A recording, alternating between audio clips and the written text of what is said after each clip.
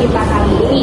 Nah, tema kita atau topik kita hari ini ialah merajut kebinekaan di lingkungan lewat literasi, keagamaan lintas budaya.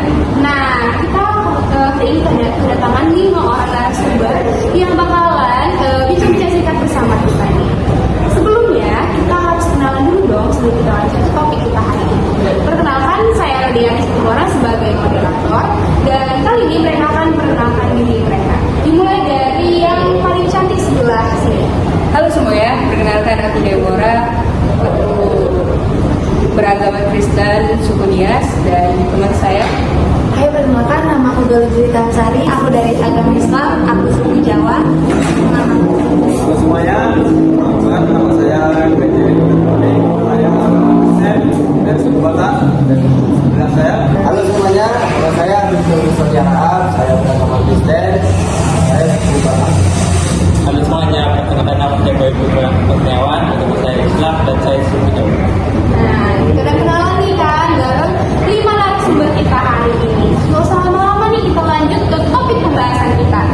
Di sini aku udah nyiapin 5 pertanyaan yang bakalan dijawab sama narasumber-narasumber kita hari ini.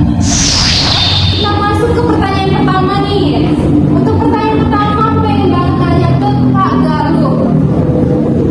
Oke, kita masuk ke pertanyaan pertama. Kak Galuh, menurut kamu nih, gimana sih kebinekaan itu terkhususnya di lingkungan sekitar kita? Menurut saya, kebinekaan adalah suatu hal yang dapat membangun kebersamaan dan menciptakan toleransi dalam keberagaman yang ada di dalam kehidupan masyarakat. Sikap-sikap yang mendasari kebinekaan yang dilakukan oleh kehidupan masyarakat dapat membentuk persaudaraan dalam lintas agama dan budaya.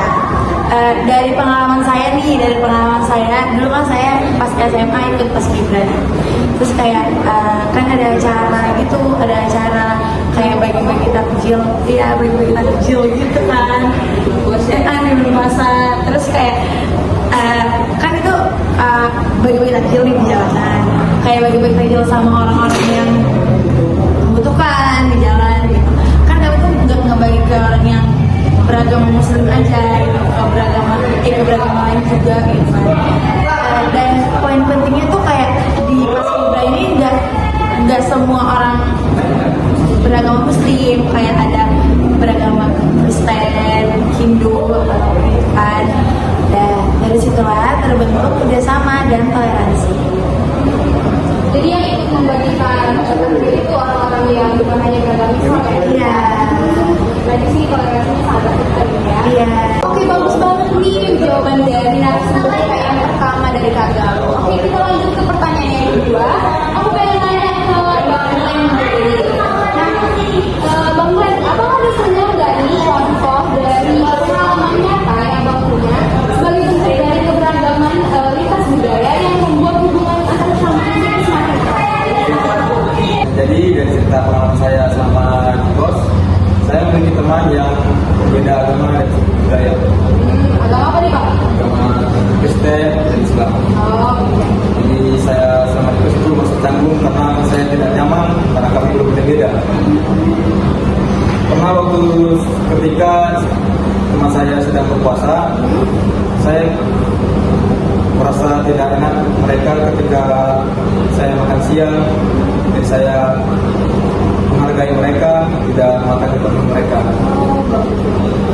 Itu juga dengan mereka, mengajak saya pada pagi, dan kami juga sering berkolaborasi atau bercerita tentang agama kami masing-masing. berarti ini saling menghargai dan saling toleransi dalam proses ya. Jadi saya pun tahu tentang agama mereka dan mereka pun tahu agama saya. Jadi agama itu betapa pentingnya bagi kita. Berarti abang bisa memahami agama abang dan mereka juga memahami agama mereka. Bagus banget nih jawaban dari narasumber kita yang kedua. Nah, kita sekarang mau lanjut ke pertanyaan berikutnya. Nah, aku mau nanya nih ke Bang dari Kamar. Nah, di sini aku mau nanya nih, ada nggak sih tantangan yang sering abang hadapi dalam mengajak orang untuk terbuka dan paham literasi agama lintas budaya ini?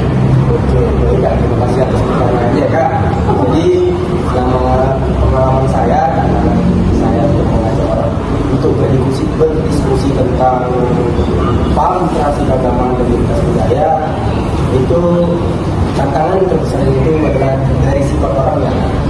Dari sifat orangnya yang kenal ya Pak? Iya, jadi ketika saya mengajak kawan saya, mereka cenderung menutup diri atas pembahasan pemahaman literasi keagamaan dan lintas budaya ini. Jadi agak susah mengajak mereka berdiskusi karena mereka sifatnya ego mereka tinggi, jadi susah sekali. Berarti rasa pedulinya pun kurang ya? Kurang lah, jadi mungkin itu yang membuat kita tidak paham akan literasi keagamaan dan lintas budaya, jadi itu tidak toleransi. Begitu ya Pak. Iya. Memang dalam membuat atau mengajak seseorang melakukan hal baik itu kadang banyak sekali tantangannya gitu ya. Oke, kita lanjut ke pertanyaan berikutnya. Aku mau nanya ke Bang Bayu yang ada di sebelah sana yang manis banget ini nih.